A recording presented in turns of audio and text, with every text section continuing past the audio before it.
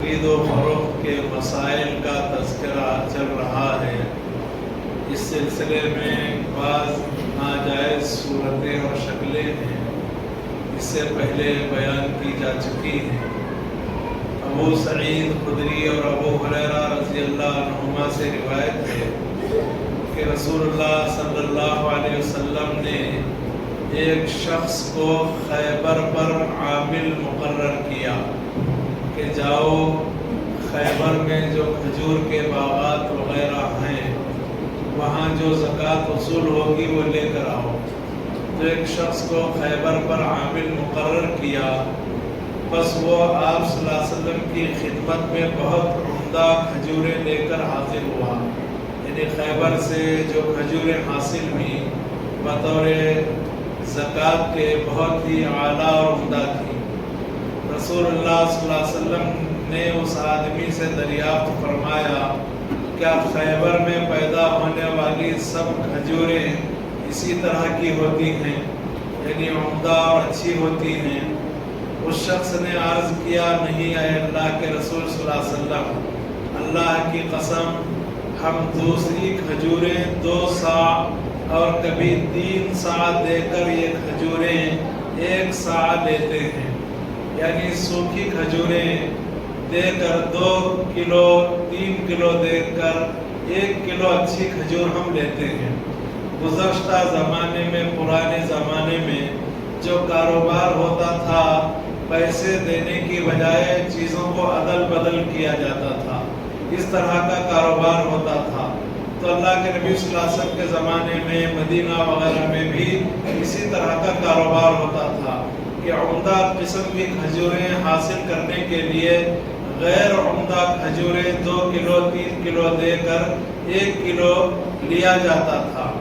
رسول اللہ صلی اللہ علیہ وسلم نے فرمایا، ایسا نہ کرو، گھٹیا کھجوروں کو درہم کے بدلے فروخت کر کے عمدہ اور اچھی کھجوریں درہم کے بدلے میں خرید لو، یعنی جو ردی کھجور آپ کے پاس ہے اسے پہلے بیچو، اس سے جو پیسہ آئے گا وہ اس پیسے سے اچھی کھجوریں خریدو۔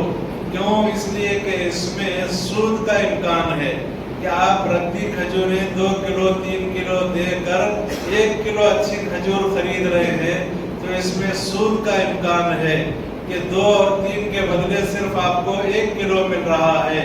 تو اس لیے آپ صلی اللہ علیہ وسلم نے فرمایا کہ ردی کھجوروں کو پہلے بیچو، بیچ کر جو پیسہ آئے گا اس پیسے سے عمدہ اور اچھی تازی کھجوریں خریدو۔ تو اللہ کے نبی صلی اللہ علیہ وسلم نے اس طرح کا کاروبار کرنے سے منع فرمایا ہے۔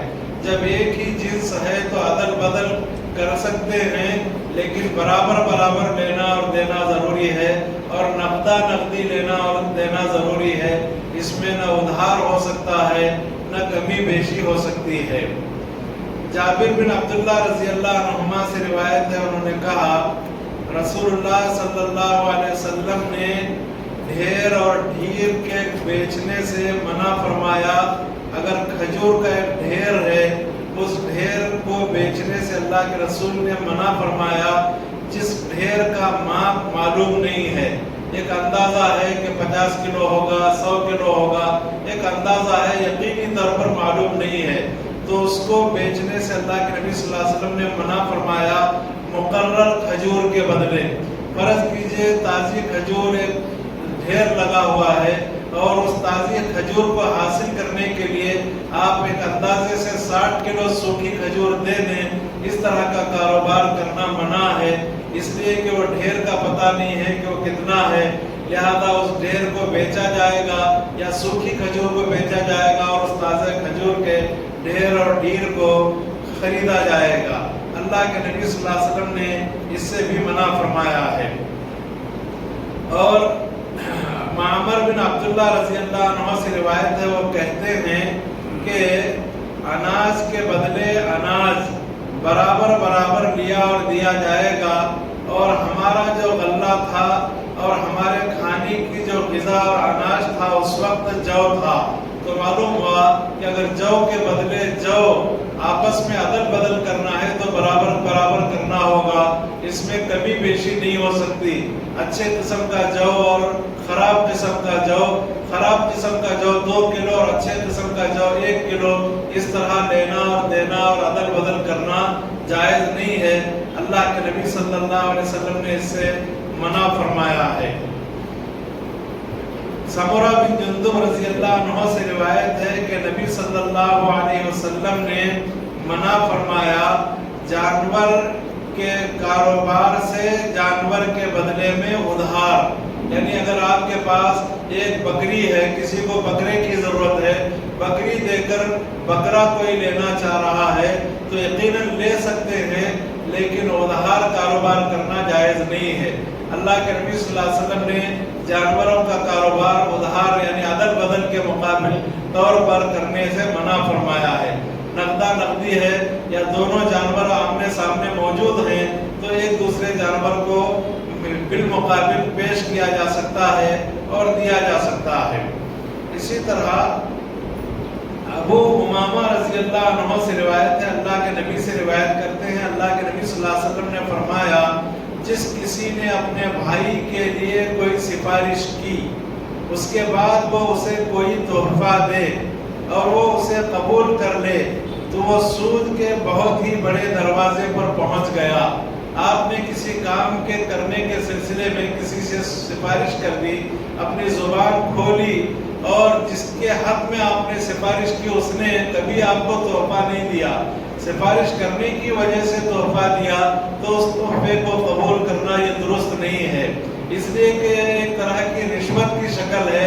لہذا اس طرح کے کام سے بچنے کی تاکید اللہ کے نبی صلی اللہ علیہ وسلم نے فرمائی ہے, بلکہ اسے سود کے دروازوں میں سے ایک دروازہ اللہ کے نبی صلی اللہ علیہ وسلم نے قرار دیا ہے. ہاں پہلے سے آپ کا لین دین تھا, تحفے تحائف آپ لیتے دیتے تھے, اتفاق سے سفارش کرنے کے بعد بھی آپ نے کسی کو تحفتاً کوئی چیز دے دی تب ایسی صورت میں جائز ہے. کبھی کسی نے آپ کو تحفہ نہیں دیا, محض سفارش کرنے کی وجہ سے تحفہ دیا گیا تو اس تحفے کو قبول کرنے سے اللہ کے نبی صلی اللہ علیہ وسلم نے منع فرمایا ہے.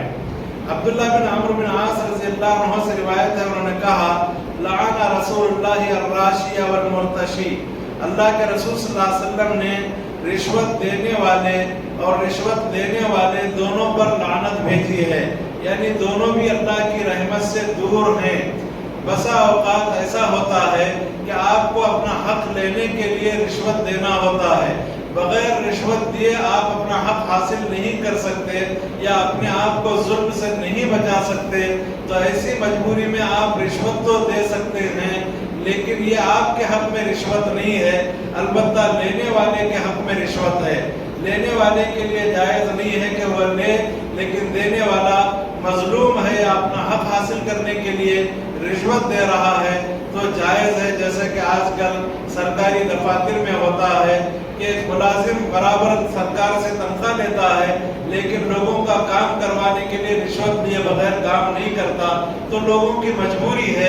ایسی مجبوری میں دینے والے پر گناہ نہیں ہے, لیکن دینے والا حرام سمجھ کر دینا چاہیے اور خوشی سے زیادہ نہیں دینا چاہیے بلکہ ہاتھ کو روک کر دینا چاہیے. تو اللہ کے نبی صلی اللہ علیہ وسلم نے رشوت دینے اور دینے والے دونوں پر اللہ کے رسول صلی اللہ علیہ وسلم نے لعنت بھیجی ہے. یہ لعنت کا کام کیوں ہے؟ اس لیے کہ یہ ناجائز مال کو کھانا ہے. جبکہ ایک آدمی ملازم ہے, اسے تنخواہ مل رہی ہے, پھر بھی اضافی چیز اپنی طرف سے لوگوں سے بٹور رہا ہے تو یہ زیادتی ہے, ظلم ہے اور ناحق مال کھانا ہے. اس لیے اللہ کے رسول صلی اللہ علیہ وسلم نے اس بات سے منع فرمایا. اور عبداللہ ابن عمر رضی اللہ عنہما سے روایت ہے, انہوں نے کہا کہ رسول اللہ صلی اللہ علیہ وسلم نے بیع مزابنہ سے منع فرمایا.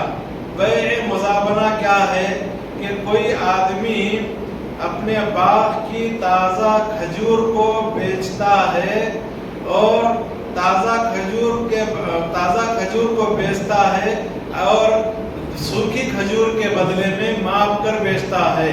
اور اگر انگور ہے تو انگور کو بیچتا ہے منقع کے بدلے میں ماپ کر, اور اگر کھیتی ہے تو کھیتی کو بیچتا ہے غلے کے بدلے. اللہ کے نبی صلی اللہ علیہ وسلم نے اس طرح کا کاروبار کرنے سے منع فرمایا ہے. اگر آپ کو تازے کھجور کی ضرورت ہے اور آپ کے پاس سوکھے کھجور ہیں تو آپ تازے کھجور کا اندازہ نہیں لگا سکتے درخت پر کہ کتنے کلو نکلے گا. آپ سوکھے کھجور ایک اندازے سے دے رہے ہیں تو ظاہر ہے کہ اس میں کمی بیشی ہوگی, ایک طرح کا دھوکہ ہے. اور یہی صورتحال انگور اور منقع اور کشمش میں ہے. لہذا اس طرح کا کاروبار کرنے سے اللہ کے نبی صلی اللہ علیہ وسلم نے منع فرمایا ہے. اور اسی طرح کے مسائل ہیں جن کا تعلق زراعت اور کھیتی کے مسائل سے ہے. اور ایک حدیث ہے, اللہ کے رسول صلی اللہ علیہ وسلم نے پھلوں کے فروخت کرنے سے منع فرمایا یہاں تک کہ پھل پختہ ہو جائیں.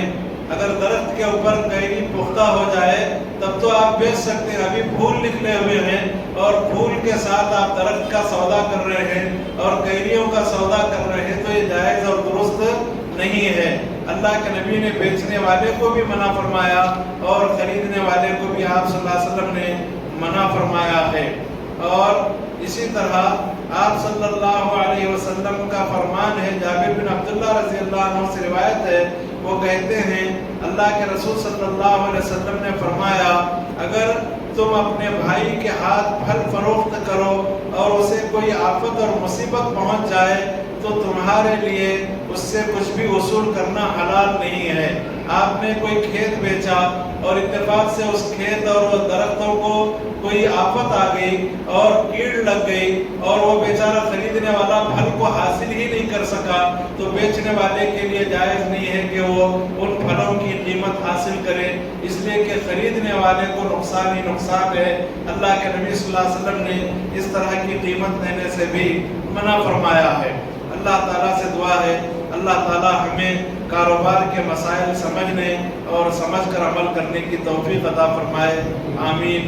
وآخر دعوانا الحمدللہ رب العالمین وصلی اللہ علی النبی الکریم.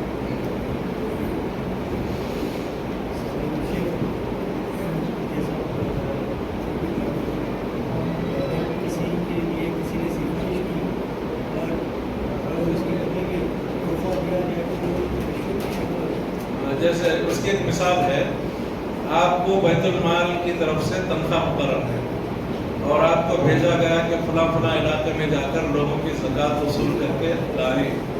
تو آپ زکوٰۃ وصول کر کے تو لا رہے ہیں لیکن وہ زکوٰۃ دینے والے آپ کو الگ سے تحفہ دے رہے ہیں تو وہ تحفہ قبول کرنا جائز نہیں ہے, الا یہ کہ پہلے سے آپ کو تحفہ دیتے تھے تب جو ہے وہ تحفہ قبول کرنا جائز ہے. کیوں تحفہ قبول کرنا جائز نہیں؟ اس لیے کہ آپ زکوٰۃ وصول کرنے کی وجہ سے وہ تحفہ دے رہے ہیں, ان تک پہنچنے کی وجہ سے. تو یہی صورتحال سفارش کی ہے کہ آپ کسی کے بارے میں کوئی سفارش کر رہے ہیں کہ بھائی یہ بہت اچھے آدمی کو آپ قرض دے دیجیے, تو اب وہ قرض لے کے کیا کر رہے ہیں, آپ سفارش کریں بول کے اس میں سے 500,000 روپے آپ کو دے رہے ہیں. تو گویا کہ وہ ایک طرح کی رشوت دے رہے ہیں, ایک طرح کی رشوت دے رہے ہیں. اس لیے اللہ کے رسول صلی اللہ علیہ وسلم نے منع کیا. ہاں پہلے سے آپ کو لیتے دیتے رہے ہیں اور اس موقع پر بھی دے رہے ہیں تو کوئی حرج نہیں ہے, لیکن محض قرض دلانے کی وجہ سے آپ کو دے رہے ہیں تب صحیح نہیں. ایک تو یہ ہے. دوسرا دلالی ہے, بروکری اور دلالی وہ جائز ہے, ایک طرفہ جائز ہے. آپ کچھ محنت کر رہے ہیں, کسی کو زمین دلا رہے ہیں, دکان دلا رہے ہیں, محنت کر رہے ہیں تو ایک طرف سے آپ اپنے جائز انداز میں آپ دلالی اور محنت آنا لے سکتے ہیں. ایک طرف سے, دو طرف سے لینا درست نہیں ہے. ایک آدمی کا دو طرف سے لینا درست نہیں ہے. کرایہ کا گھر پہ رہ تو لے رہے اونر سے بھی لے رہے تو صحیح نہیں ہے. دو طرفہ جائز نہیں. کیوں جائز نہیں ہے؟ دونوں کو دھوکہ دے رہے ہیں. جس کو آپ زمین دلا رہے ہیں اسے کہہ رہے ہیں کہ واجبی دام میں دلاؤں گا, جس کی زمین بکا رہے ہیں کہہ رہے ہیں کہ اچھے دام سے بکاؤں گا. تو گویا کہ اس میں دھوکہ ہے. لہذا اس طرح دو طرفہ لینا درست نہیں. ایک طرف سے کس کی طرف سے؟ کسی بھی طرف سے. اگر خریدنے والا آپ سے بول رہا ہے کہ میں خریدنا چاہ رہا ہوں مجھے دلائیے, تو آپ ایک طرف سے لیں گے تو اس کا فائدہ کیا ہوگا؟ جس طرح آپ اپنے لیے خریدتے ہیں چکا کر ویسا اس کے لیے بھی خریدیں گے یا بیچنے جی. تو دو طرف سے ہاں صحیح نہیں ہے, شران صحیح نہیں ہے, شران صحیح نہیں. البتہ دو طرف سے دو آدمی الگ الگ ہیں تو الگ بات ہے, لیکن وہ دونوں آدمی ساز باز نہیں کرنا کہ اس آدمی کو ہر حال میں ہم دلا کے رہیں گے. دونوں ساز باز نہیں کرنا. یہ بروکر کی دکان ہے سر, آپ بھی آ کے مل رہے ہیں, بھی آ کے مل رہے ہیں, دونوں میں بولا ایک کو 2% دے دینا, جو بھی ملا 1 کروڑ میں ملتا تو 2% دینا, تو 2 لاکھ. تو ادھر سے ملے گا نہیں, اس میں ہر حال میں دھوکہ ہے. जो खरीद रहा है उससे एक बात करेंगे आप, जो बेच रहा है उससे एक बात करेंगे, इसके बाद कारोबार मुमकिन नहीं है।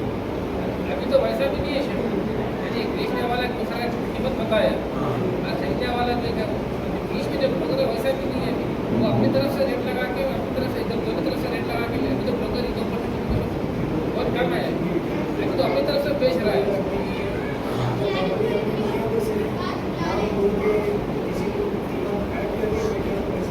वो जायज़ नहीं है। तो वो तो नहीं, मिसाल तौर पर मैं कोई चीज़ बेच रहा हूँ, आप कह रहे हैं कि आपकी मैं चीज़ बिकाता हूँ, कितने में बिकाना बोलिए, मैं बोल रहा हूँ 30 लाख में बिकाई, तो आप बोल रहे हैं आपको 30 लाख दिए तो बस है ना, बोल रहे हाँ, ऐसा है। हैं। तो 30 लाख दिए तो बस है, उनके क्या कर 32 में बेच दे रहे हैं आप, और 2 लाख रख दे रहे हैं, फिर ब्रोकरी अलग ले रहे हैं, या ये बोल रहे हैं कि आपको ब्रोकरी की जरूरत नहीं है, मैं जितने में बिकाना बिका रहे तो आपको 30 लाख ही दे देता हूँ, तो ये भी जायज़ नहीं है, ये तो बड़ा धोखा है, दोनों को धोखा है। तो ज़्यादा ये चल रहा है। यानी जिसकी चीज़ बिका रहे हैं उसे भी धोखा है, क्योंकि 32 की चीज़ आप 30 में बिका रहे हैं, ले रहे हैं 32। और लोग पड़ोसी वाले बेचने न दे रहा हाँ। तो जो भी न लेना बोल के ऐसा भी है हमारे को देना। जी जी। तो आप बोले 20 नहीं, शराब असल में एक चीज़ है, पड़ोस का हक ज्यादा है, कोई भी चीज़ आप बेच रहे हैं तो पड़ोस का हक पहला हक है। कम दे रहे ना हमें नहीं, कम दे रहे हैं तो बोल सकते हैं आप, भाई ये कम रेट दे रहे हैं, जहाँ हम आपको नहीं देंगे, हम इस रेट से दूसरों को बेचेंगे, अगर आप वही रेट दे रहे हैं तो आप ले लीजिए, आपका पहला हक है। अगर वो रेट नहीं दे रहे हैं तो दूसरों को हम बेचेंगे, बोल सकते हैं।